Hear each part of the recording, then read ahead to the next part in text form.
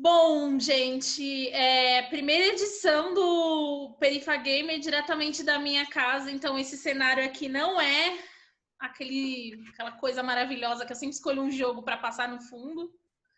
É, é o cenário da minha casa e do meu querido convidado Queiroga, Luiz Queiroga, esse homem maravilhoso Oi, gente. que causa no Twitter. Brincadeira, essa sou eu. Nossa.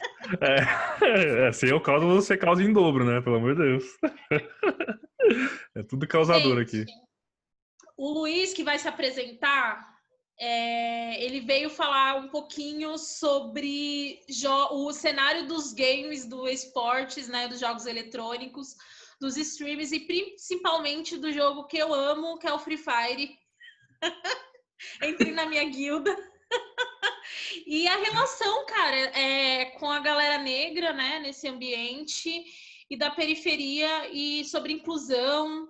Esse papo todo que vocês sabem que eu amo e adoro, que é falar sobre mim, sobre o lugar de onde eu venho e como é importante inspirar as pessoas.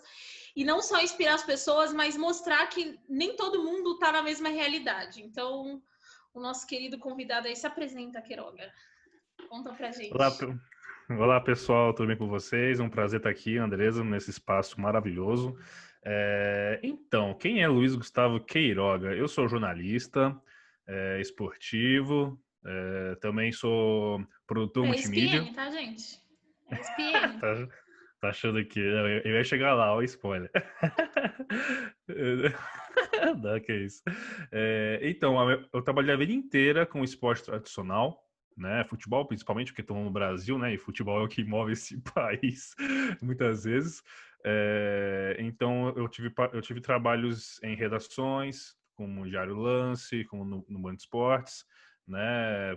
Trabalhei com coberturas de Roland Garros, Olimpíada no Rio, né? Tudo como Caramba! editor.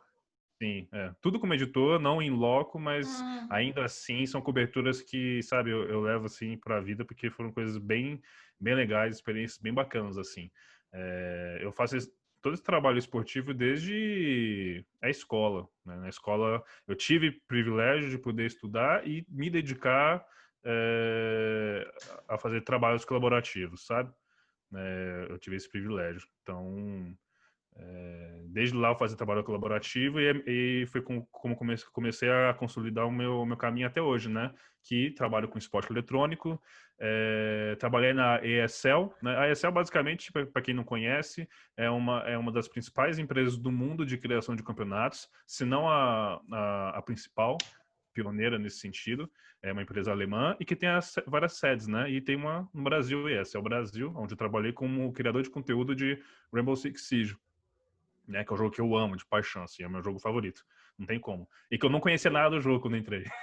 Não conhecia nada, nada, nada. Só entrei e falei assim, vamos. E aí depois eu passei pela BBL, né? Que hoje é uma das maiores holdings de esportes do Brasil. E agora eu tô na ESPN, né? Aí trabalhando na imprensa, continuando na parte de esporte eletrônico, fala de Free Fire, fala de League of Legends. É chato o jogo. E CS. Não, não, não gosto, não gosto. Trabalho, né? Já trabalhei muito com. Lá na BBL, trabalhei com a Camilota, com o pessoal do da Circuitão, hora. né? A gente era a gente é, né, bem amigo assim, Colosmos, uma galera, o Gruntar, né? A gente mantém uma amizade bem, bem gostosa, assim. Mas não, LOL não. Eu sou do Rainbow Six. E o Free Fire quando pinta, né? Basicamente essa é a minha história, gente.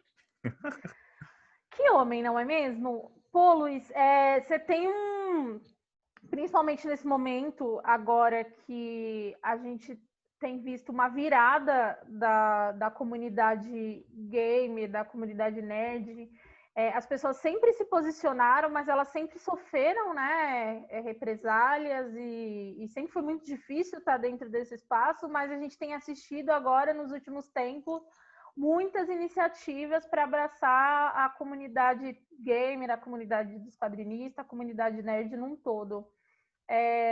Como que você vê isso, assim? Como é que é isso para você? Eu vejo que nós, por estarmos aqui tendo esse debate, estamos ainda contrariando os números, sabe? Eu estar ocupando o espaço onde eu ocupo como jornalista esportivo, você ter caras como o Boca Juniors, que é jogador de LoL da Redemption, o FNB, que é jogador de LoL da PRG, negros, né?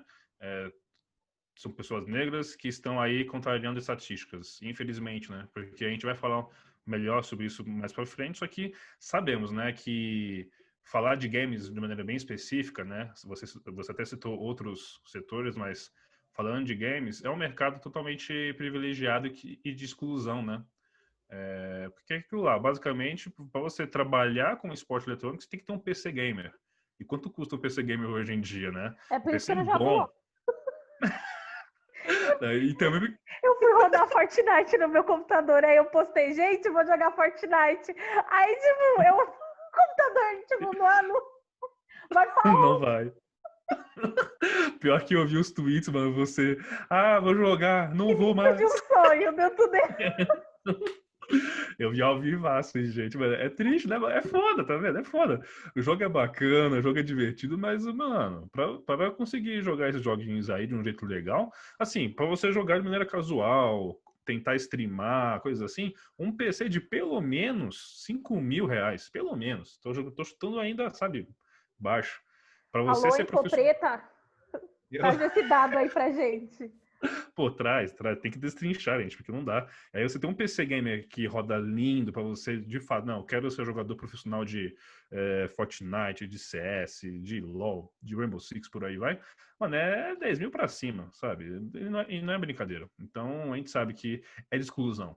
E aí, quando a gente começa a olhar para esses espaços, você começa a entender quem está ocupando aquele espaço. Aí você entende que aquele espaço é um reflexo da sociedade. E estamos no Brasil.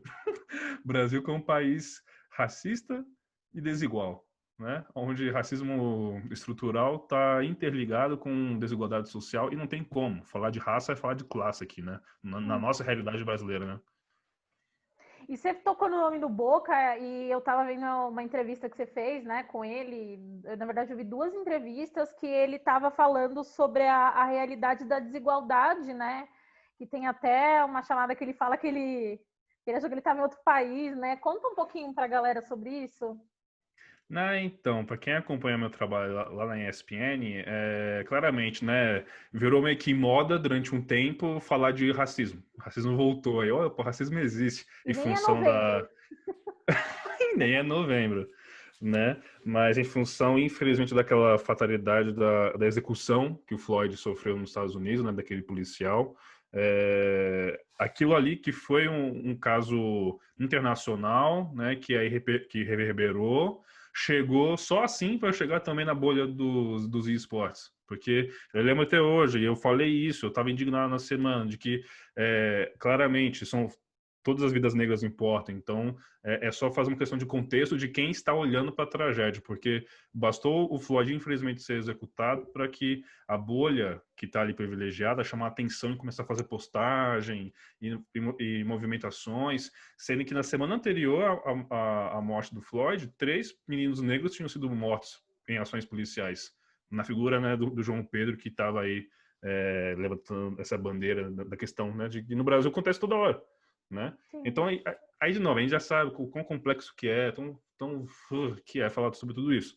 Mas o pessoal começou a falar em função do Floyd. E aí o debate começou a crescer. Eu falei assim, gente, tá, eu tenho que falar, né? Porque, infelizmente, e é uma constatação, sabemos disso, saiu pesquisa sobre isso, que a mídia, a imprensa, ela é branca, né? Então a gente sabe que quem está ali para noticiar é uma pessoa que não vive aquela realidade. E isso eu acho que é importantíssimo. É importantíssimo para você falar sobre racismo, machismo, homofobia.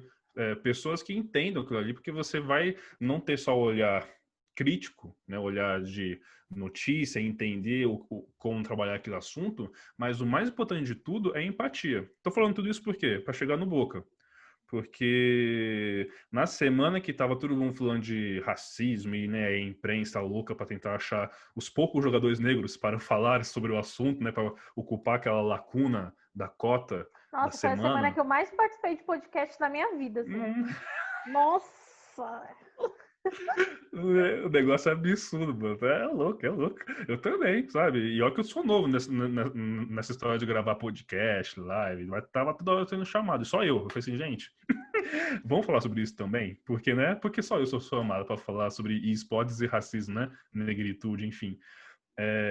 Eu tinha como preocupação minha, antes de qualquer coisa, antes de fazer solicitação formal de jornalismo para clube, né, para solicitar as entrevistas, eu entrava em contato com jogadores e falava assim, mano, como você tá?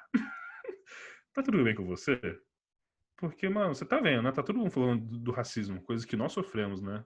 Tá tudo bem? Você tá... O que você quer dizer sobre isso? Eu tinha uma abordagem de preto para preto, sabe? Uhum. Para entender como se passa a cabeça dessa pessoa, o quão consciente ela tá, que questões ela traz, né? Porque não basta você querer só ocupar um espacinho ali de cota. Ah, temos que chamar um jogador para falar sobre racismo nos esportes. Porque a pessoa pode não estar preparada, ela pode, infelizmente, acabar reproduzindo ou até mesmo desinformando, porque ela vai falar da individualidade dela e aquilo ali, até que ponto aquilo ali vai ser um conteúdo também antirracista. São várias questões aí, né? Que eu, como preto, eu vou pensar 1000 vezes antes do que uma pessoa que não tem isso na pele e vai querer e vai tratar, né, pelos meios oficiais, enfim, como tem que fazer o jornalismo. Então, tudo isso eu levei em conta. E eu cheguei para o Boca, para outras pessoas, né, para conversar. Antes de ter alguma proposta oficial de entrevista, queria falar assim, meu, você quer conversar sobre isso? Como você está quanto a isso? E eu fui conversando, né, conversando para entender. Tiveram pessoas que não estavam abertas para falar, por mais que a gente teve um baita papo, sabe? Tipo, de preto para preto. E eu falei assim, meu, é isso que importa, tá tudo bem. Tipo, se eu perdi, entre aspas, como jornalista, eu ganhei na minha negritude com você. É isso que importa, porque ainda já tá é tanta pouca gente nessa bolha desgraçada que, tipo, não dá, sabe, pra você cobrar do outro ou querer empurrar Não, o não outro. dá. Você tem que abraçar e falar assim, velho, tá tudo bem, mano, tá tudo bem. Eu Ainda tô mais aqui. nesse cenário que as pessoas elas entenderam hoje, né? Elas estão esses últimos meses falando sobre racismo, mas daqui a um tempo elas podem de novo entender que não, o racismo não é uma pauta importante, isso é mimimi.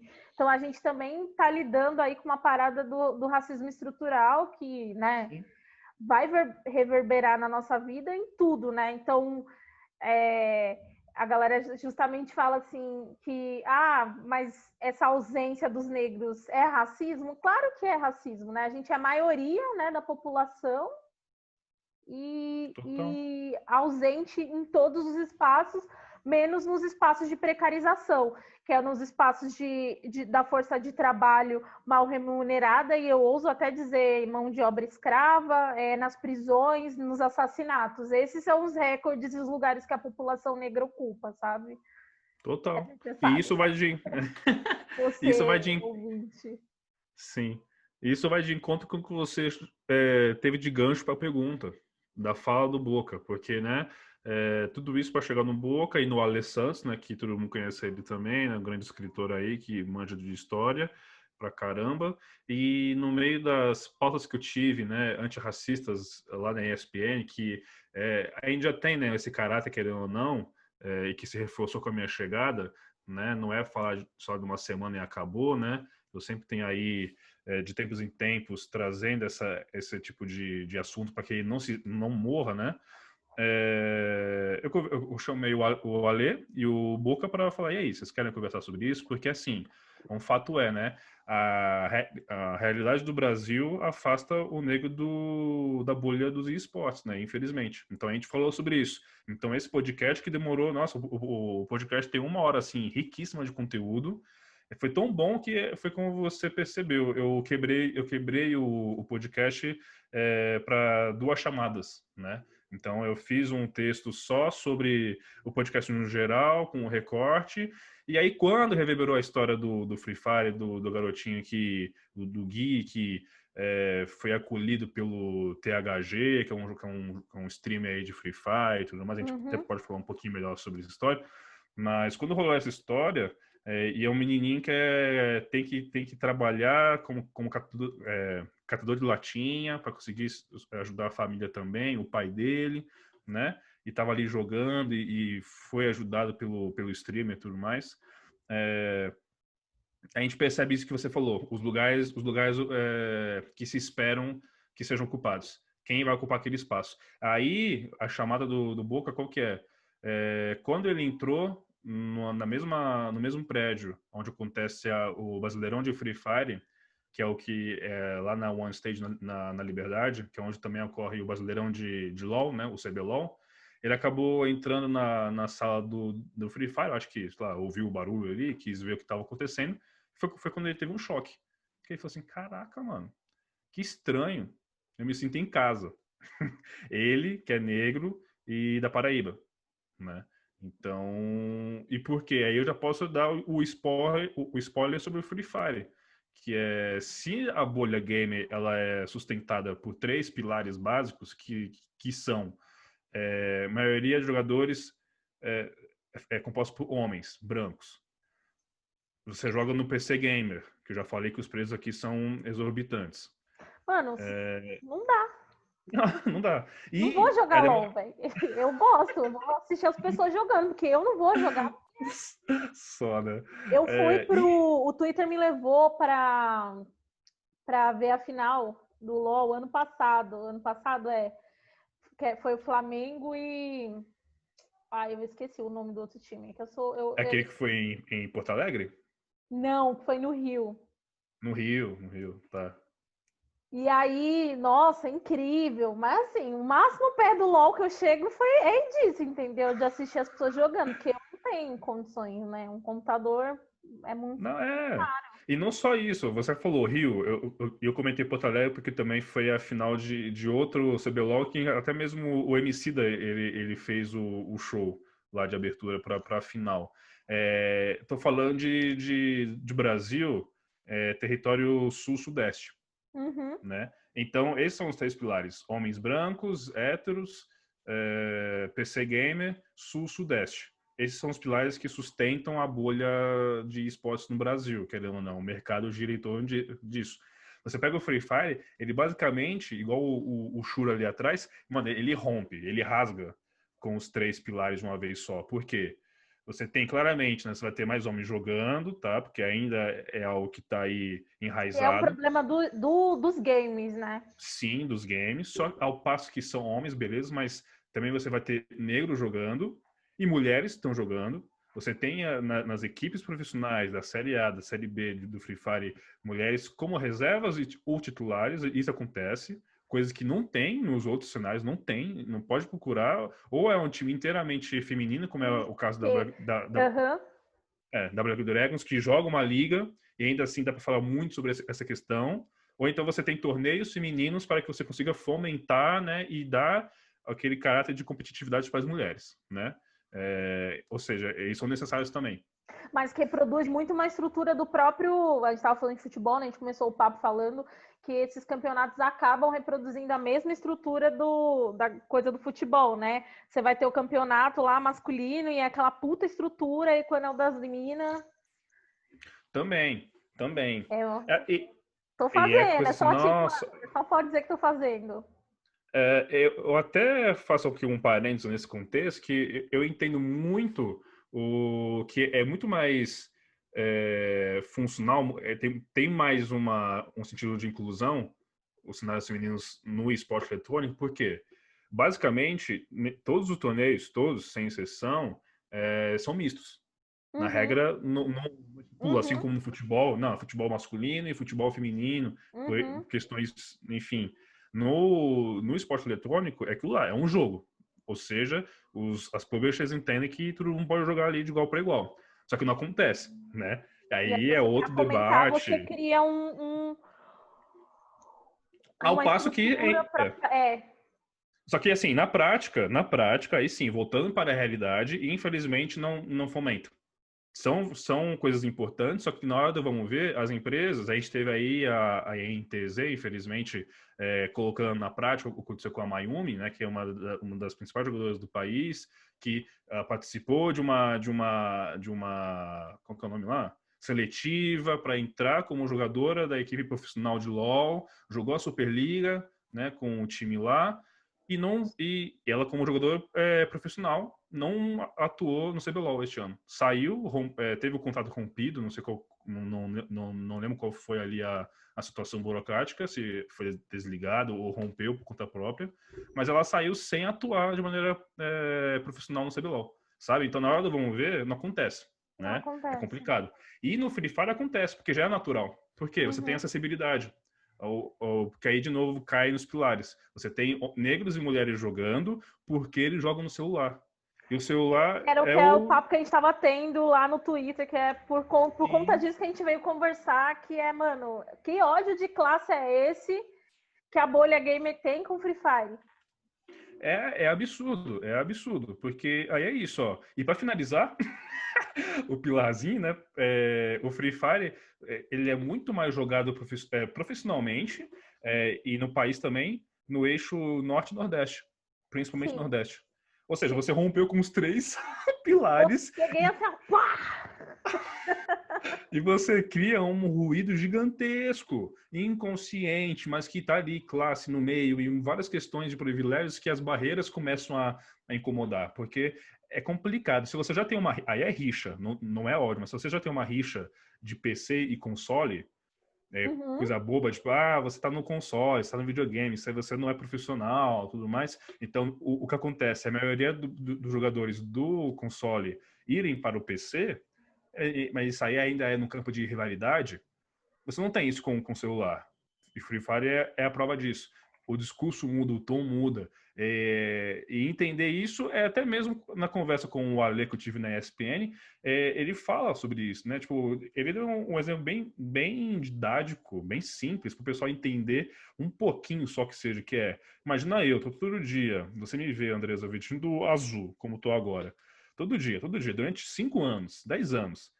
Só azul, você vai entender. Luz azul, né? Beleza. No momento que eu botar uma roupa laranja, lascou. Na sua cabeça, já vai criar ali barreira, já vai criar um monte de ruído. E fala assim: o que está acontecendo aqui? A informação não é processada, né, por inteiro. Isso aqui é um exemplo bobinho para tentar chegar num jeito mais macro da questão. Porque, querendo ou não, a gente tem que ser didático, né, para essas pessoas. É o que eu acho mais incrível. A gente sofre e a gente tem que ainda ser tudo. Ainda tem que explicar. Porque esse vídeo aqui era pra gente estar falando de outra coisa, entendeu? Era para falar de outra coisa, mas a gente é legal e a gente vai bater um papo aqui, explicar sobre desigualdade, explicar sobre racismo, mas porque a gente é legal, entendeu? Era pra gente estar falando de outra coisa aqui. Porque a gente é legal, mas é porque é necessário, né? Porque senão a gente... Porque senão o pessoal já vai fechar o vídeo, né? Assim, a gente sabe que a conversão já é difícil, né? A taxa de conversão ali. Mas se a gente já chega com o pé na porta, bolha branca é só de homem branco hétero, acabou, o cara, já vai todo mundo fechar.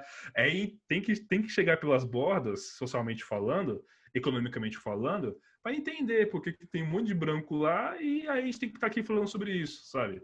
E isso é cansativo, é embaçado, exige muito da gente, né? Já diria o Emicida, no dia que cobrarem do branco o que cobram do preto de racismo, nossa, o Brasil vai estar de um jeito incrível. Cara.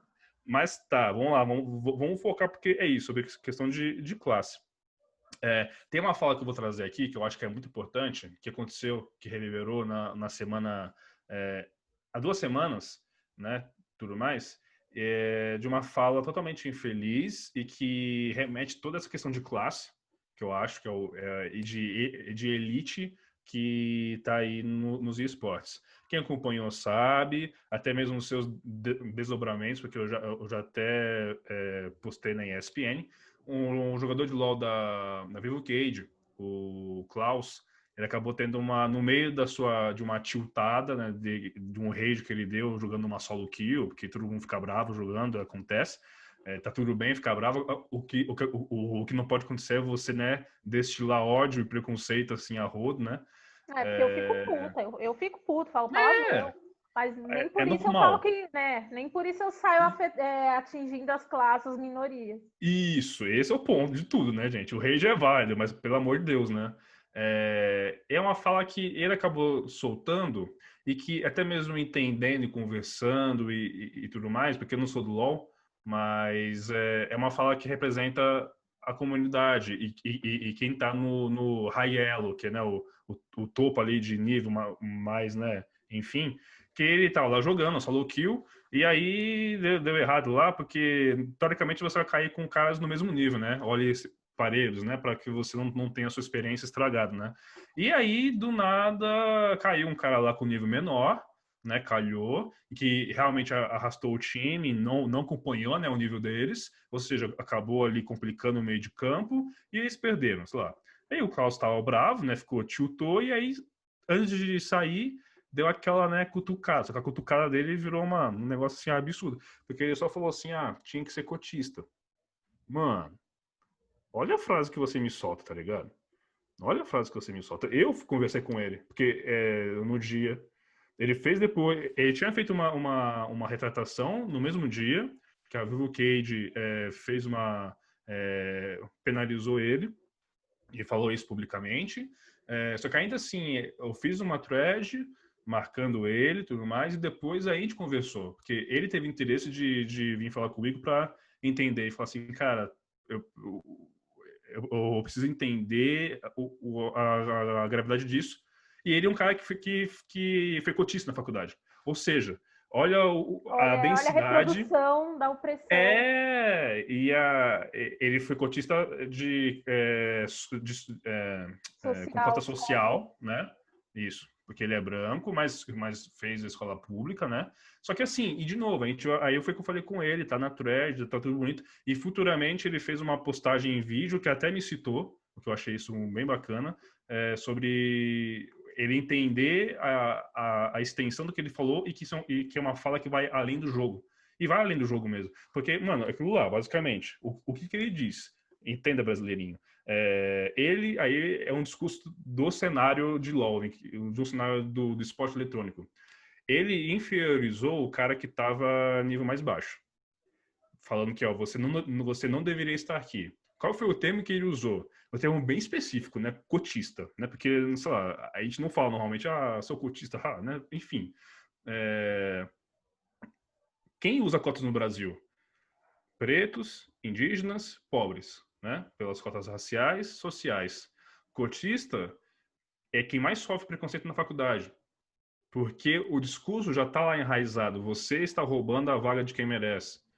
Você não deveria estar aqui. Como se a gente não estudasse, né? Também. Primeira vez que eu passei na faculdade, né? Na faculdade de letras, eu passei por cotas.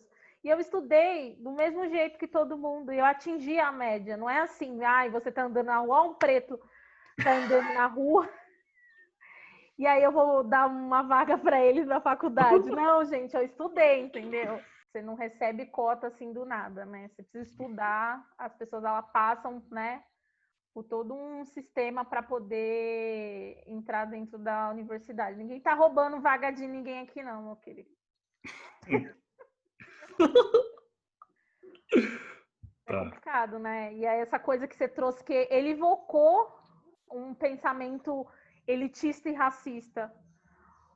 E assim, é interessante você trazer essa coisa do... Cara, ele foi um cotista. Porque quando a gente traz a discussão sobre o racismo estrutural, são coisas que são estruturantes mesmo, que a gente cresce aprendendo, cara. É um auto-ódio. Então, a gente, quanto negro, né, vai sentir um auto-ódio do nosso cabelo. Tem toda uma questão da cor da pele, de se gostar e tudo mais. Então, é muito interessante quando você aponta essa própria contradição, cara. É um cara que foi cotista e usou esse xingamento. E esse é o Brasil. Esse é o Brasil. Eu acho muito importante, ainda mais pela especificidade do caso do Klaus, de trazer isso, é importante trazer isso para a gente lembrar que não é nada preto no branco, tudo é cinza, né? É uma densidade, uma complexidade. Porque ele viveu disso, ele entende o que é ser cotista, ele teve acesso à educação básica, que ainda assim é um privilégio para pensar no Brasil também, né? Quando as pessoas conseguem também ter o acesso à educação básica no Brasil, e que aí é complicado, e que aí, enfim, outra discussão, por aí vai, mas para repetir esse padrão, né, que tem na elite, né? Infelizmente é isso. É muito triste você pensar, e aqui eu sempre gosto de desassociar a fala dele simples, pegar ele como vilão e levar isso para a bolha como um todo, para entender como pensa a bolha, infelizmente. E isso não está brasileirinho, isso está ligado com Free Fire, com esse ódio, para você entender os nuances que estão ali, infelizmente. Fala, galera, valeuzão aí quem acompanhou esse vídeo. Lembrar vocês de deixar like no vídeo, se inscrever no canal, e semana que vem, acho que quinta-feira, a parte 2 já tá no ar. Valeu, galera!